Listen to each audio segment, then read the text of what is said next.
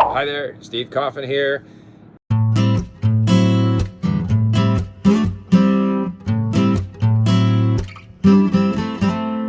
Today I am going to talk about output, talking, getting to talking. How do we start talking? Remember, if you enjoy these videos, please subscribe. You can click or tap on the bell to get notifications. And if you want to learn languages the way I do, please come and join us at Link. First of all, too, I want to say that as long as the weather is nice, I want to continue doing these videos outside.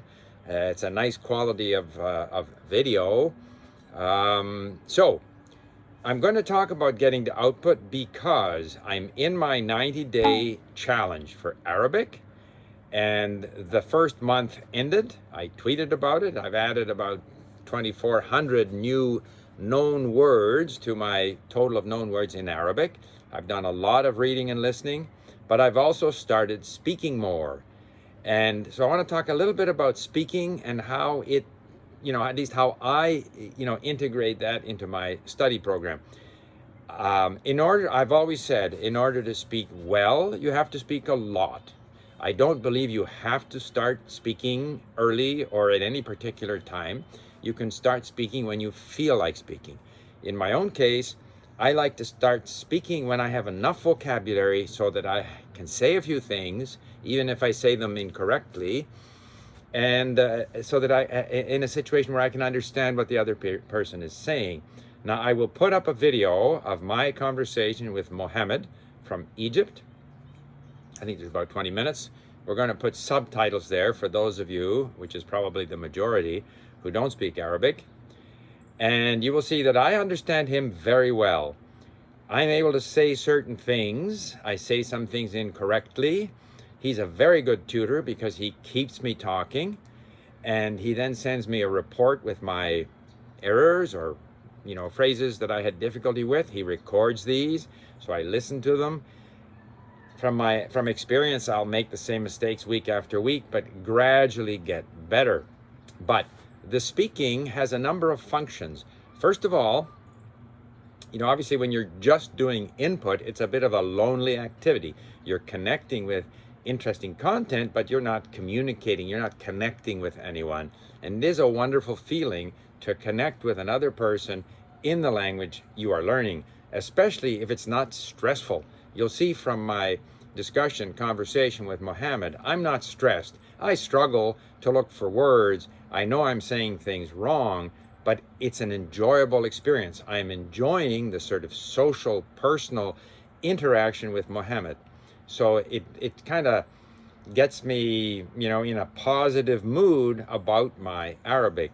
Second of all, it points out where some of my gaps are, things that I'm struggling with. I'm struggling with the verbs. So with that, I made a point of every time I come across a word in Link, I look the verb up in the Reverso conjugator dictionary, because that gives me an overview, because it's very difficult for me to get used to the way the past tense is structured in Arabic as opposed to the present tense.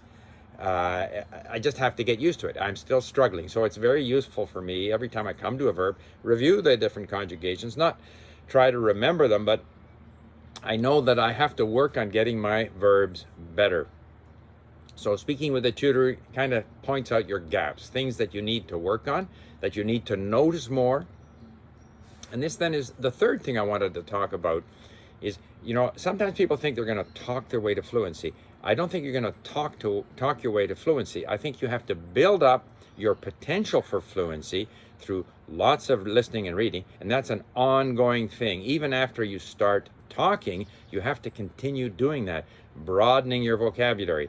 And as we know, it becomes more and more difficult to learn words because they're more and more, they are low frequency verbs, low frequency words. So it becomes tougher and tougher to learn them and to remember them. So you have to do a lot of listening and reading.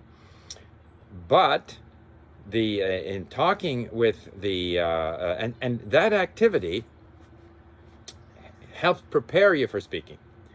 And you'll see in my conversation with Mohammed, I believe I speak better than I did before I started on my 90-day challenge.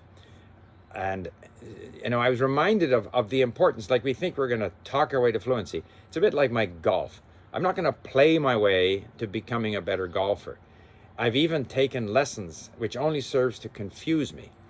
But the other day I was on the driving range, and there's a member at our club who was a club champion at the club.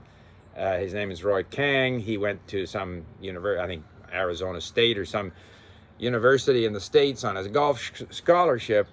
And just standing beside him on the driving range, kind of getting that sense of how he swings, his natural motion, helped me tremendously. Just watching him helped me more than deliberate instruction.